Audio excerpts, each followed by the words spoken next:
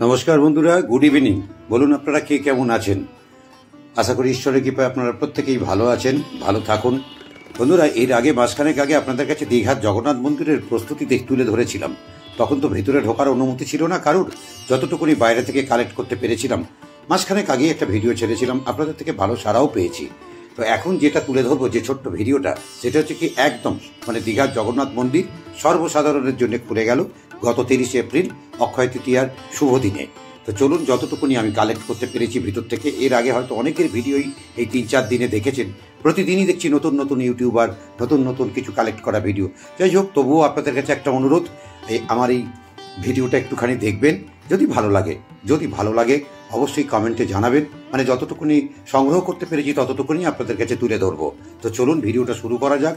এখনো পর্যন্ত যারা আমার চ্যানেলকে সাবস্ক্রাইব করেননি, যদি ভালো লাগে অবশ্যই আমার চ্যানেলটাকে সাবস্ক্রাইব করে আমাকে উৎসাহিত করবেন। তো চলুন, ভিডিওটা শুরু করা যাক। আমি এবারে গিয়েছিলাম সন্ধ্যে 6:10 সাঁতরাগাছি থেকে লোকাল ট্রেনে দীঘা। এই ট্রেনটি সারাদিনে দুটো সাঁতরাগাছি থেকে ছাড়ে। আপনারা যারা লোকাল ট্রেনে যাবেন তারা সাঁতরাগাছি থেকে সকাল 6:10, আর একটা হচ্ছে সন্ধ্যে 6:10। আমি সন্ধ্যে 6:10 ট্রেনেই সাঁতরাগাছি থেকে ডিরেক্ট দীঘা, মধ্যিখানে পাঁশকুড়ায় কিছুক্ষণ দাঁড়াবে, ওই একই ট্রেন আবার দীঘা। চলুন, কথা বলতে বলতে 10:10 এসে নামলাম দীঘা স্টেশন।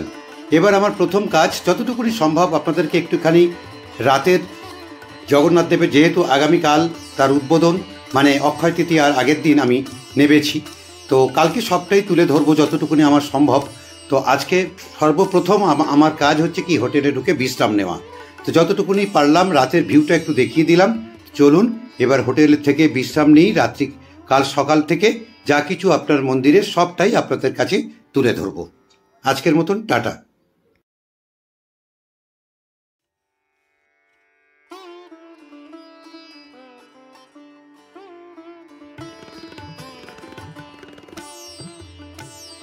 তো বন্ধুরা, পরের দিন সকাল, শুধু যেটাকে বলা হয় চৈতন্য দ্বার, সেই চৈতন্য দ্বারের সামনে লোক সমাগমটা দেখুন। এখনো পর্যন্ত সর্বসাধারণের জন্য দরজা খোলেনি। জাস্ট যাদের কাছে ভিআইপি পাস আছে তারাই যেতে পারছে এবং সেই পাস দেখিয়ে যেতে পারছে। সর্বসাধারণের জন্য একটু পরেই দরজা খুলে দেবে, তখন আমরা ভেতরে ঢুকবো আমরা, আর আপনাদের সব কিছুই দেখাবার সুযোগ পাবো। চলুন।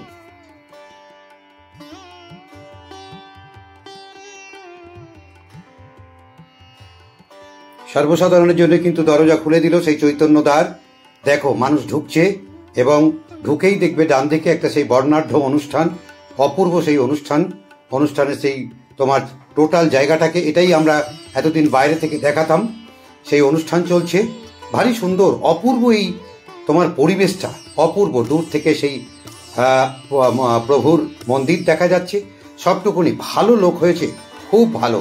আর অপূর্ব মন্দিরের সামনে একটা সুন্দর পুষ্করিণী তৈরি করেছে এবং তাতে তোমার পদ্ম শালুক সমস্ত কিছু দেয়া হয়েছে। এগুলো যখন ফুটবে কি অপূর্ব নাই লাগবে। তো বন্ধুরা, 1 মাস আগেই আমি একটা ভিডিও ছেড়েছিলাম, তখন ভিতরে প্রবেশাধিকারের অধিকার ছিল না কারোরই, তখন বাইরে থেকে তোমাদেরকে দেখিয়েছিলাম।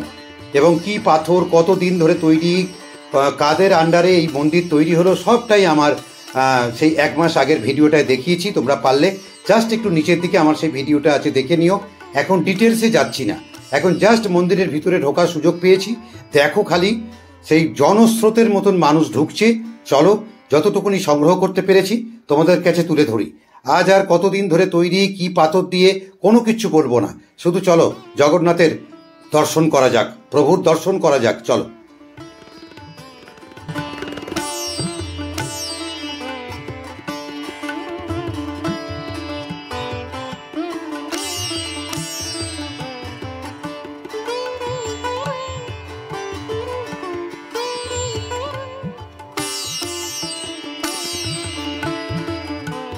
যতই মন্দিরের ভেতর প্রবেশ করছি, একের পর এক দ্বার দিয়ে সর্বশেষ আমাদের প্রভু জগন্নাথকে দেখব, ততই মুগ্ধ হয়ে যাচ্ছি এই শিল্পকলা দেখে। আমি যতটা সম্ভব তোমাদের কাছে তুলে ধরার চেষ্টা করছি। শুধু শিল্পটা দেখো, কি অপূর্ব নিদর্শন।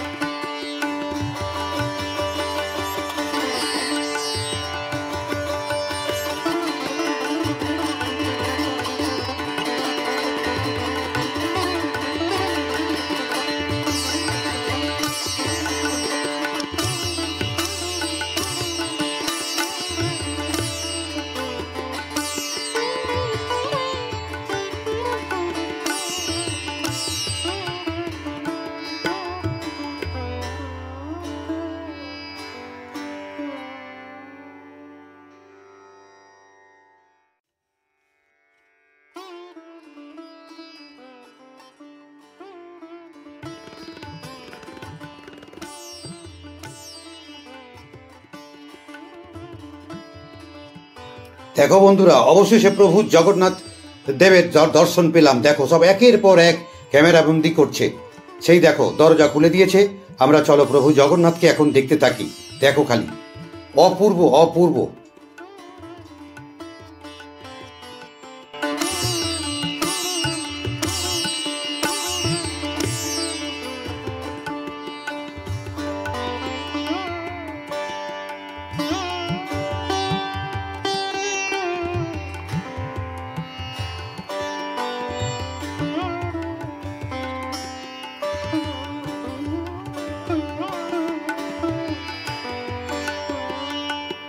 এখানে একটা জিনিস লক্ষ্য করলাম বন্ধুরা, মাঝে মাঝে দরজাটা খুলে যাচ্ছে, আবার কিছুক্ষণ পর পর আবার দরজাটা বন্ধ করে দিচ্ছে।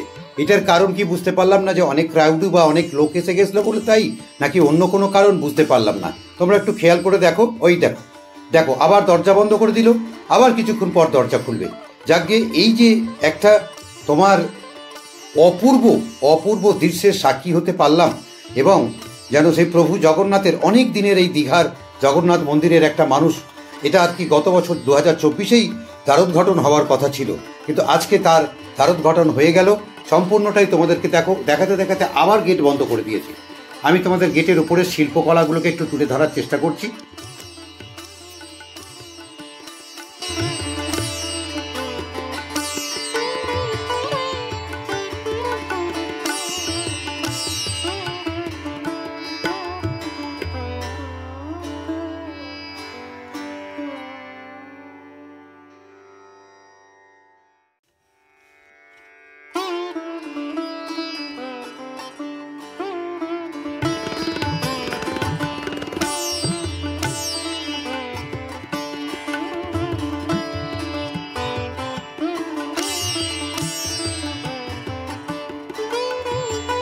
এবার তো অনেকক্ষণ জগন্নাথের দর্শন হলো, এবার মন্দিরের আবার বাইরে যাব, মন্দিরের শিল্পকলা কিছুটা তোমাদের কাছে তুলে ধরবো। চলো মন্দিরের বাইরে যাওয়া যাক। আকাশ বেশ মেঘলা, আর তার সঙ্গে কি অপূর্ব দেখো, যেন সেই অবিকল সেই যেন পুরীর জগন্নাথ দেবের মন্দির। তবে একটা কথা বলে রাখি, পুরী পুরী, দীঘা দীঘা, দুটোর মধ্যেই কিন্তু তার নিজস্বতা আছে একটা, যেই কারণে একেবারে হুবাহু পুরীর সঙ্গে তুমি তুলনা করলে চলবে না। কথা বলতে বলতে দেখো এখানে 3টে রথ দাঁড় করানো রয়েছে। ঠিক পুরীতে যেরকম প্রভু জগন্নাথ তার মাসির বাড়িতে যান রথের দিন, এখানেও সেই রকম এই রথে করে মাসির বাড়ি যাবেন। আমি নিয়ে যাব তোমাদেরকে সেই মাসির বাড়ি। আগে এই মুহূর্তে তোমাদেরকে মন্দিরের শিল্পকলাগুলোকে একটু তুলে ধরার চেষ্টা করি। দেখো সেই রাজস্থানের তোমার বংশী পাহাড়ের সেই বেলে পাথর দিয়ে টোটাল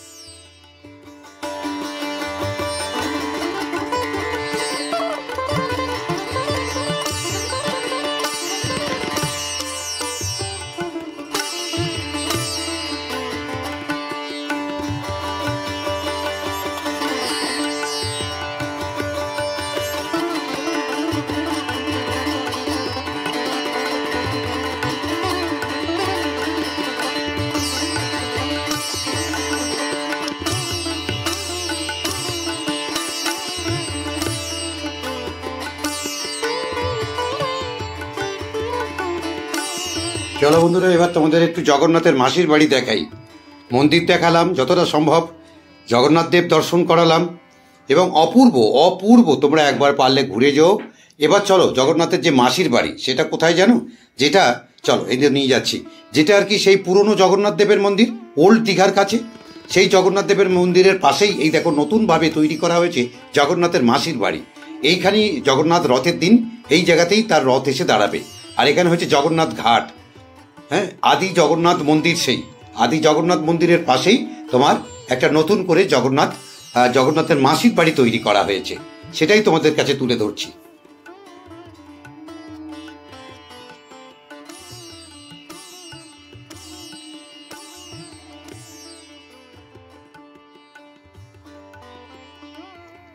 চলো বন্ধুরা, এবার একটু রাতের দৃশ্য দেখাই, কারণ আমি কাল সকালবেলা বাড়ি যাব, আজকে রাত্রিটা থাকবো ওখানে।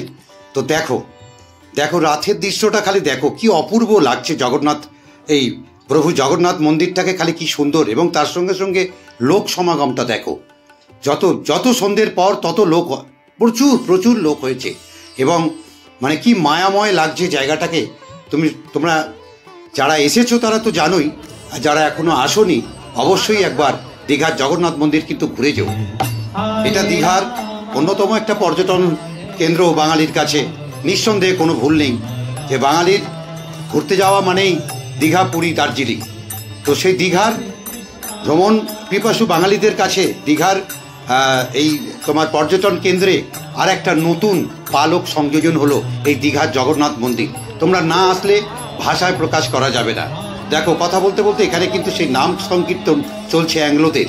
কি অপূর্ব, কি অপূর্ব এই মেলবন্ধন।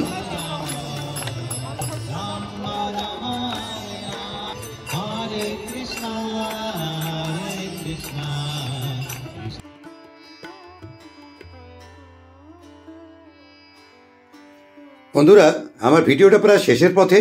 তোমরা যারা ট্রেনে আসবে তারা দেখবে ট্রেন থেকে নেবেই ওল্ড দীঘার দিকে টার্ন নিয়েই দেখবে এই মন্দির, একদম রাস্তার উপর, একদম রাস্তার পাশেই এই মন্দির তোমরা দেখতে পাবে। আর বাসেও আসতে পারো, খুবই খুবই মানে তোমার সব দিক থেকেই এই মন্দিরটা কিন্তু কোনো অলি গলি নয়, একদম ওপেন রাস্তার উপর। চলো, কথা বলতে বলতে একটুখানি সমুদ্রের ধারে যাই। এবার তো বাড়ি চলে যাওয়ার পালা।